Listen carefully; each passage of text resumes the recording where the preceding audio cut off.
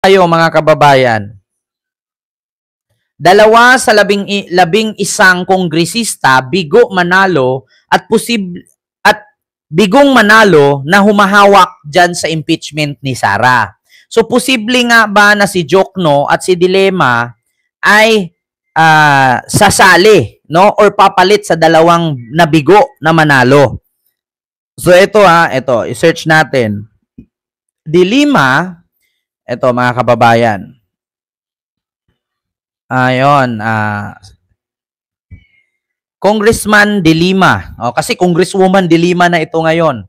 O, Dilema, sasali sa impeachment. Ano ba to? Impeachment. So, wait lang. So, ito mga kababayan. Laila De Lima magiging prosecutor sa impeachment trial ni BP Sara. Totoo ba o hindi? Kasi actually mga kababayan, labing isa po talaga ang kongresista na may hawak or prosecutor sa impeachment ni Sara. Dalawa po hindi pinalad, hindi nanalo.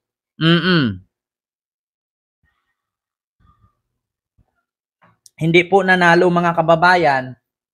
Kaya ito po ang kadahilanan ngayon kung si Laila De Lima ba ay papalit doon sa natalong congressman na dating prosecutor sa impeachment ni Sara. So ito po mga kababayan, pakinggan nyo. As I said, kung ano man role ang pwede sa akin na sa tingin ko kaya ko, ito. always be willing. As I said, kung ano man role ang pwede sa akin na sa tingin ko kaya ko at magagampanan ko ng katapatan, ng buong katapatan, I will do it. Narinig nyo mga kababayan? Willing daw si Senador Laila De Lima or Congresswoman Laila De Lima sa anuman kung siya'y kukunin bilang prosecutor, papalit doon sa dalawang nabigong manalo na dating prosecutor na congresswoman or congressman laban sa impeachment ni Sara. So willing daw po siya. So pakinggan nyo mga kababayan, ulitin ko. I would always be willing. As I said, kung ano man role ang pwede sa akin na sa tingin ko kaya ko at magagampanan ko ng katapatan, ng buong katapatan, I will do it. Narinig nyo. So confirm po mga kababayan na willing daw po si Senator Laila De Lima na pumalit doon sa dalawa na bigong manalong kongresista na dating prosecutor laban sa impeachment ni Sara sa Congress. So, actually, kung isa si De Lima doon, mga kababayan, sa tatanggap na papalit doon sa labing isa, kasi actually 11 po na congressman, natanggal po yung dalawa, so siyam na lang. So ngayon, kung siyam ang natira, dadagdag si De Lima, 10 na. Ngayon, kulang pa ng isa. Pwede po ba na si Attorney Chel Jokno ay sasali? So alam nyo na.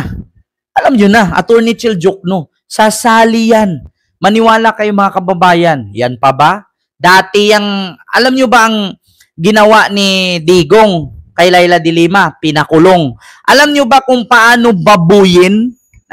Alam nyo kung paano babuyin ni Digong si Attorney Chel Jokno? Ay, sabi nga ni Digong noon, alam mo, Jokno, kaya hindi ka nanalo, ayaw ng tao sa'yo kasi labas ang ngipin mo. Binaboy ni Digong yan.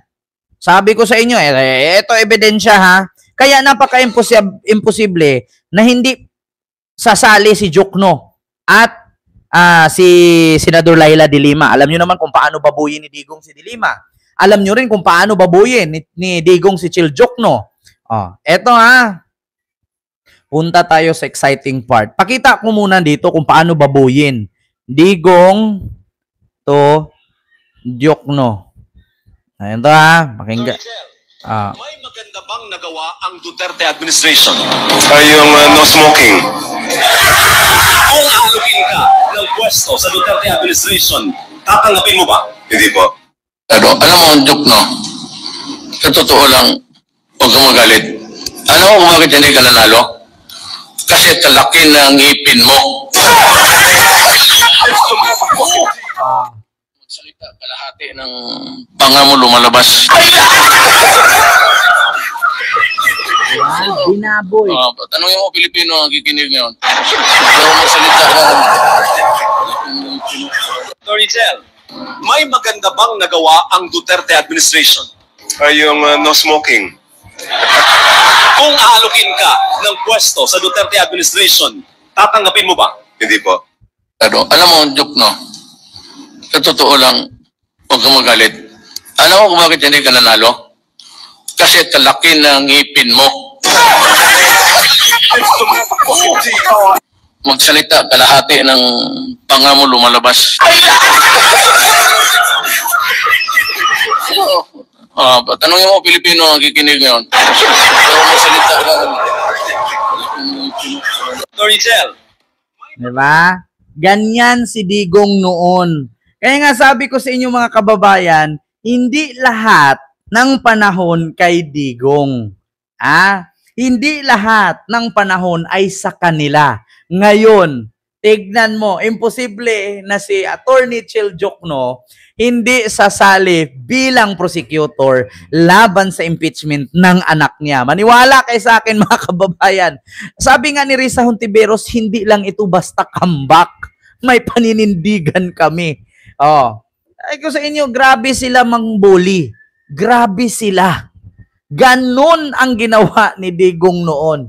Kaya sabi ko sa inyo, sa 11 na kongresista, natanggal yung dalawa, hindi pinalad manalo na may hawak or prosecutor para sa impeachment ni Sara Duterte. So sino nga ba ang papalit? Si De Lima at si Jokno, alam nyo na. Diba? Sabi ko nga, hindi naman habang buhay na ang dagat nagha-high tide. Naglulutay din. Di ba? Confirm na daw, Chel Jokno, kasali na. Ito. I-search din natin, Ito na, Jokno. Para makita ninyo na, na confirm talaga. Jokno. Kasali. Ito, para makita natin,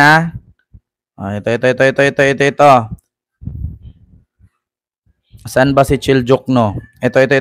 Bukas si Akbayan Party List First Nominee Attorney Chel Jokno na maging bahagi ng prosecution team sa impeachment trial ni Vice President Sara Duterte.